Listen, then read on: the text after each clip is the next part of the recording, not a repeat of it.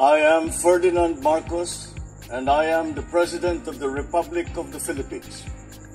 I stand today on behalf of 110 million Filipinos. Hello people and hello universe. Ayan, shoutout sa inyo mga kababayan, especially di Marcos loyalists and supporters. Nako po, ano ba yan mga besyang? Dahil medyo nag-viral itong well, anyway guys, nakikita ko, yan po si Pulong Duterte, no? Ang anak ng dating Pangulong Rodrigo Roa Duterte. Nako, grabe, nag-viral yung mga sinasabi niya, no? Tungkol po doon sa pagtanggal ng kanyang budget, mga besa. At mayroon po siyang sinabi na tinanggal guys, actually 2 billion, no? 2 billion. Kaya lang ang napunta lang sa kanya 500 million lang. So kukunin lang po natin yung sinabi niya dito, no? So parang talagang pinapain niya pa ang Pangulong Marcos Jr. So basahin po natin. Dahil alam ko ito guys, very controversial at viral itong si Pulong Duterte ngayon. Nako, talagang maraming nauungkat mga kababayan, maraming hindi nakakalam. Pero mayroong isang congressman ang nagbubunyag. Pero bago yan guys, basahin ko po to yung sinabi niya. Ito, ipapakita natin, no? Dahil maraming mga vloggers na mga solid supporters Marcos, admin, no? Ibig sabihin solid Marcos supporters, talaga namang talagang kinukontent nila ito mga kababayan, at mayroon pong hindi kahina-hinala na mga nangyayari tungkol sa mga budget na yan. Nako mga kababayan, ito na. Alam nyo, sa tingin ko medyo pag ito walang maipakita na sapat na ebidensya tungkol dito sa 51 billion na ibinigay sa kanya nung that time, nung panahon pa ni Papa niya. Nako, malaking kasiraan din ng kapatid niya ito guys, si kasalukuyang Vice Presidente Sara Duterte. Ewan ko lang ay kung makakatakbo ito sa pagkapangulo, no? Ito si VP Sara. Dahil malaking ano ito guys, impact sa pamilya Duterte itong binunyag ng isang congressman tungkol po dito sa 50 billion. Nako, pag ito walang sapat na dokumento na ipakita mga kababayan, nako, parang himas-rihas tayo mga besa. Ito naman sa aking kaisipan lamang. But siyempre, bago natin basahin yan guys, basahin ko muna ito. Okay? Ang sinabi po dito guys, kukunin ko lang yung mga ibang talagang words na talagang yung nag-viral, no? Actually, ito si Pulong Duterte, sinabi niya nga dito, alam niyo po yung People Initiative, actually i-content ko po nga dapat yan kaya lang nako, alam niyo, sa tingin ko lang dyan sa People Initiative na sinasabi nila mayroong mga bayaran, nako, kagagawa ng mga ano yan, mga dilawis, para lang masira lang si Speaker of the House. Pag nasira si Speaker of the House, may chance sila na sisirain ng Pangulong Marcos Jr. Ganun lang kasimple guys. Sabi ko nga sa inyo, alam nyo, maraming mas matindi pang paninira against the Marcos administration. Sabi ko na nga yun noon pa guys, no? Kaya ako, hindi na ako nabago sa mga dyan. Yung mga pangkana na na nagkaroon daw ng bayaran para magpaperma-perma, gawa-gawa ng mga kalaban ng mga anti-Marcos yan mga kababayan. Sa totoo lang, gawa-gawa lang yan para lang masira lahat po ng nangyayari diyan sa mga People Initiative, yung magpagpaperma, may nagbabayaran ng 100, nako, yan lang, gusto lang sirain si Speaker of the House, no? So anyway, actually against ang si Pulong Duterte sa People Initiative. Magugulat ka lang guys, yung mga pagdating sa yung ngayon na issue tungkol dito sa yung sa charter change, yung chatsa. Pero ang sinabi po nga ng Pangulo ay ang gusto niya lang mapalitan guys yung yung gusto niya lang palitan yung 1987 Constitution, yung economic provision, maganda po yun. Malaking maitutulong yan sa ekonomiya ng bansa at sa mga foreign investor. Well guys, ganun pa man mga kababayan, yan po ay didinggin na sa Kongreso, of course, sa Senado, no, nag-file ng resolution ang Senado diyan, ano. So ganun pa man, actually guys, nagkagulo-gulo yan pero dahil to the rescue ang ating mahal na Pangulo, na ayos po yan. Hindi po natin i-discuss yan. Dito po tayo i-focus kay Pulong Duterte mga kababayan. So dahil dyan, una-una. So anyway mga kababayan, ang sabi niyo po dito guys, no, I also would like to inform all the Dabaweños, most especially in my district, that the House leadership has taken out 2 billion from your NEP budget for the district and left only a measly 500 million for Dabaweños in this year. Oh, parang sumama ang loob lang natin, ano? Kasi tinanggal guys ang 2 billion. Ilan ang natanggal? Ilan na natira sa kanya? 500 million. Pero mga kababayan, malaking pera na po yan. So, as in, malaking pera na po yan. Kaya, well, sa mga taga Davao, dapat magiging mausisa kayo. Titingnan nyo mabuti kung saan napupunta yung budget nyo, no? Kung alin po ang mga project or malalaking project ang napuntahan itong malaking pera na ito, no? So, dahil dyan, mga kababayan, marami siyang sinasabi, no? Sabi niya po dito, to all the congressmen ganging up on us, do not give me that kind of BS because I will not starve to death if you take my budget away. Ang kawawa is yung mga Dabaweños na bumuto kay PBBM. Wow! At talagang sinali pa ang ating mahal na Pangulo. Ano naman kinalaman ng ating mahal na Pangulo, di ba? Ibig sabihin guys, pag tinanggal yung kanyang budget at itinira 500 million, may kadahilanan siguro. Pero alam nyo, kung isa kang magaling na congressman, no? Kahit wala kang budget, maraming kaparaanan. Kung talagang matalino ka, gawa ka ng paraan without budget from the national government. Diba? Maraming kaparaanan kung paano mo pagandahin yung iyong nasasakupan. Diba? Kaya sinasabi niya dito guys, no? Medyo talagang parang paawa effect pa, no? Ginagamit pa ang mga Dabaweños, no? At ginamit pa ang Pangulo. Sa totoo lang, no, not all the Mindanaoans ay pro-Duterte. Because I am from Mindanao, Jinsan, General Santos City. But I'm not pro-Duterte, no? I'm not supporters of Duterte family. Sa totoo lang yun. Huwag niyong lahatin na taga Mindanao sa lahat pro-Duterte. Mali po kayo. Remember, malakas si Pangulong Marcos Jr. at maraming Marcos loyalist dyan sa Mindanao. Tandaan nyo yan. So anyway guys, sabi niya nga dyan, kawawa daw ang yung mga taga-Dabaweños dahil pag tinanggal yung budget, ayaw niyang 500 million, gusto niya billion guys. So dahil dyan mga kababayan, may sinabi pa po siya dito. Ayan sabi niya, ito lang kinuha ko guys, hindi ako luluhod sa inyo para mabigyan ng proyekto, lalo na at may 30% pang kinuha ang isang piking Panginoon again ang kawawa ay mga mahal kong mga Dabaweños. Sino kaya guys ang sinasabi niyang Panginoon? Nako, sino bang Panginoon diyan sa kamara, sa house, si speaker, di ba? Alam nyo, sa totoo lang, hindi niya binanggit, pero sa aking kapalagayan parang pinakamataas yata. Wow. Hindi daw siya luluhod sa inyo para mabigyan ng proyekto, lalo na at may 30% pang kinuha. Wow, kinuha daw ng Panginoon 30%. Agay. Bakit kasi tinanggal nyo mga besyang? Hindi nyo binuo 2 billion. So ibig sabihin guys, ayaw niyang sumama ang loob halata, di ba? So dahil dyan sa aking kapalagayan dito, no, hindi mo pwede gamitin ang mga taga-Dabaweños. Kung tanggalin man ng 30% ang iyong budget, ibig sabihin may kadahilanan po yun, no? Hindi mo pwedeng ipain ang mga Dabaweños na kawawa sila kung tanggalin ang budget. Hindi po eh.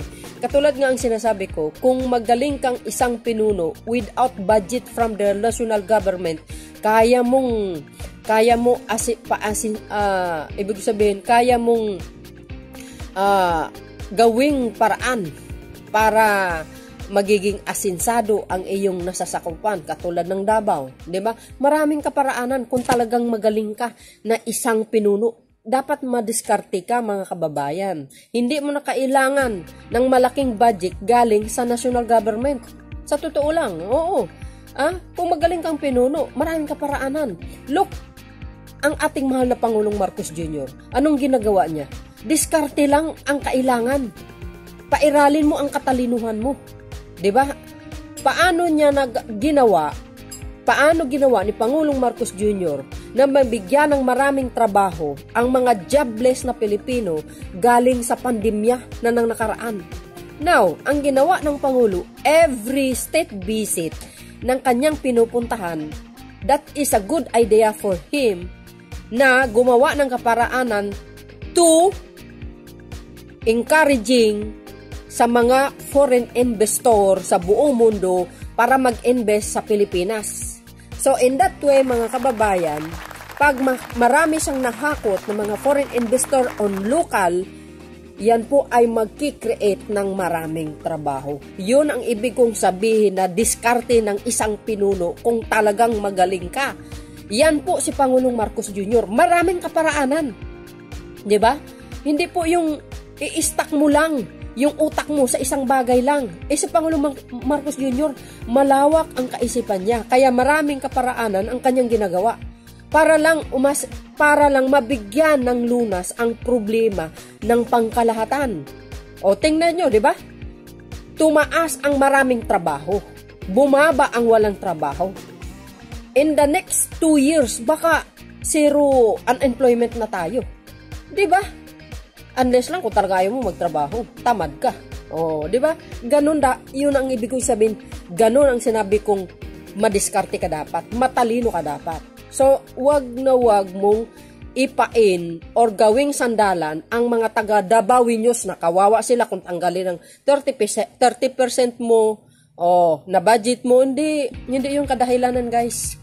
Ang Pilipino madiskarte. Unless lang kung talagang hindi mo kayang pairali ng utak mo. Now, ito si Pulong Duterte, guys, dahil sa nakikita natin, medyo mataas ang nito, no? Hindi daw siya luluhod. Well, hindi natin alam kung sino pinaparinggan niyang Panginoon na sinasabi. Well, para sa akin, parang si speaker na yan, sa akin lamang. Now, guys, para sa akin, well, wala tayong magagawa. Yan ang binigay ng ng majority sa kanya, no? So, parang nagkakaroon talagang hindi magandang ng sitwasyon diyan sa pagitan ni ni Pulong Duterte at mga ibang congressman. Hindi natin alam, hindi naman lahat, pero hindi natin alam kung sino tinutukoy yung Panginoon, pero para sa akin parang si speaker.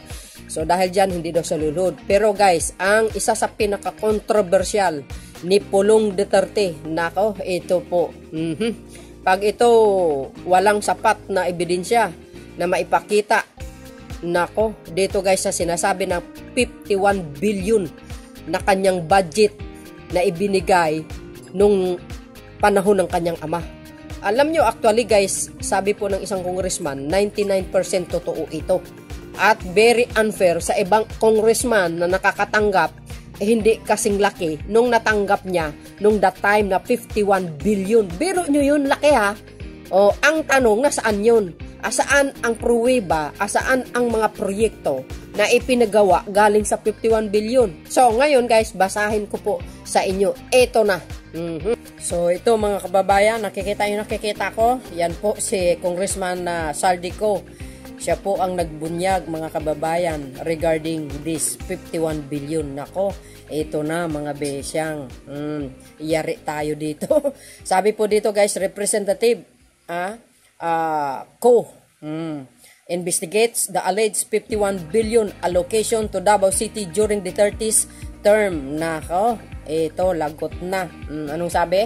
Ayan guys, wala po akong hawak na dokumento pero pinapahanap ko na po ito. Itong 51 billion mukhang totoo po yan. Ay, yan po ay sinabi ni Representative Saldico. Ako, Bicol Party List on alleged 51 billion allocation to Representative Paulo Duterte District. Nako, paktay tayo dito guys, ha? Ang sinabi pa nga dito mga kababayan, no? Committee on Appropriation Chairperson and Ako Bicol Party List Representative Saldico says that he will conduct an investigation on the alleged 51 billion allocation to Davao City Representative Paulo Duterte District during his father's term. Agoy, wala po akong hawak. Sabi niya nga, na dokumento pero pinahanap ko na po ito. Itong 51 billion mukhang totoo po yan. Ko said in a radio interview. Patay tayo dito mga besyang. Ano nang nangyari? Alam nyo guys, mahirap kasi yung yung parang feeling mo na malinis ka. Tingin mo sa sarili mo malinis ka, wala kang pagkakamali. Pero dumarating ang panahon, bigla na lang may lumitaw na ganito ang nangyayari. Oh, di ba? May tinatago. Parang may hidden hidden something. Kaya yan si Congressman Saldico, ayun, tumbok. Nakaw, patay tayo dito guys, ha. Ito po ngayon ang malaking issue. Ang tanong diyan mga kababayan, saan po napunta yung 51 billion? Saan ginamit po yan? At bakit napakalaki naman ang budget ni Pulong Duterte nung panahon ng ama niya kaysa sa ibang congressman? So, very unfair po yan, no? So, kahit sino naman si congressman, mga kababayan, medyo magtatampo dahil napakalaking budget. Pero ang para sa akin ganon. So, dahil yung 51 billion yan binigay sa kanya. So, 'di ba, ay nagkaroon po ng pag-uusap 'yan. Ng mga congressman din that time. Sino-sino ba ang nag-revisan niyan, ang nagsusuri niyang 51 billion, nararapat ba ibibigay kay Pulong Duterte?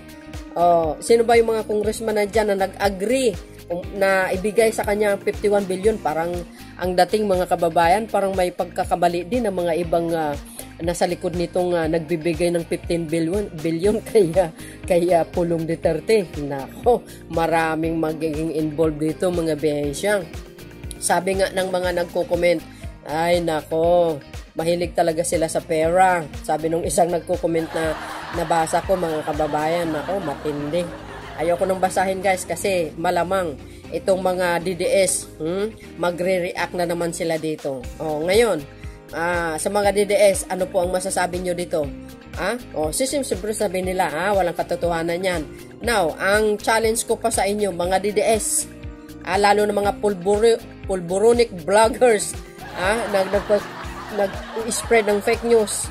Pag ito totoo, ano ngayon ang masasabi nyo? Di lunukin yung mga dila nyo yan. Di ba? So mga kababayan, anong kapalagayan nyo sa ganitong kalaking budget? 51 billion. Nako, malawak ang magagawa nito guys kung tutuusin. Isang isang San Juanico Bridge, nako, o more than. Nako mga bes, kayo na po ang balang humusga sa ganitong nilabas ni Congressman Saldico ng Bicol. Nako guys, medyo pag ito walang sapat na dokumento ipakita at walang mga proyekto na maipakita, paktay tayo guys, parang maghihimas-rihas tayo. Ito sa aking kapalagayan sapagkat ito guys ay iimbestigahin ng Kamara or saan man. Nako, ito na ito last. Alam nyo, sa ganitong issue ni Pulong Duterte, malaki ang koneksyon nito kay BP Sara. Dahil magkakaroon ng idea ang mamamayang Pilipino na itong si BP Sara hindi po karapat-dapat maging pangulo. Kasi konektado dito sa kapatid . Di ba? Malaking kasiraan ito, mga kababayan. Kung itong 51 billion ay inimbestiga tapos walang sapat na ipakita na dokumento kung saan napunta. Nako, siguradong sabi ko sa inyo bagsak talaga ito si BP Sara sa 2028. Siyempre, magkaroon ng idea ng Pilipino. Majority ng Pilipino, sasabihin, bakit ko ibubuto yan? O, di ba? Ay, yung kapatid niya, nagkamkam ng 51 billion, hindi alam kung saan napunta. Ganun ang mga kaisipan ng Pilipino eh. Hindi natin makontrol ang pag-iisip ng majority ng Pilipino. Ganun ang kaisipan nila. Lalo na po guys, sa ngayon, ayaw nila ng pro-China. Lalong babagsak lalo ang karir ni Madam. Yan ang sinasabi ko guys. Huwag tayo nagpapanggap na malinis. Dahil pagdating ng araw, ay magkakaroon po ng kabulgaran yan. So, ganun pa man guys, hintayin po natin ang susunod na kabanata sa mga isyong ganito. Nako, malaking ito guys, malaking usapin, no? Sa buong social media at ngayon talagang binaviral ito guys, lalo na sa mga pro Marcos administration. Nako, mga solid Marcos supporters talaga naman. Shout out po sa inyo mga babayan. So guys, bahala na kayo maghusga. Anong masasabi nyo dito? Anong kapalagayan nyo? Hindi kayo mapalagayan, no? Lalo na guys, yung mga Duterte supporters, malamang magtataas ang kilay. Hindi mapalagay ang mga yan. Agree, pagtay tayo do. So yun guys, bahala na po kayong humusga. See you again on my next upload video. Kaya sa next election, mga bes 2025, piliin po natin yung talaga makakatulong po sa ating mahal na Pangulong Marcos Jr. Next year na po yan. See you again guys on my next upload videos. Maraming salamat sa inyong watching. Mag-ingat kayo. Bye bye bye. And babos. God bless Philippines. 50 billion pa more.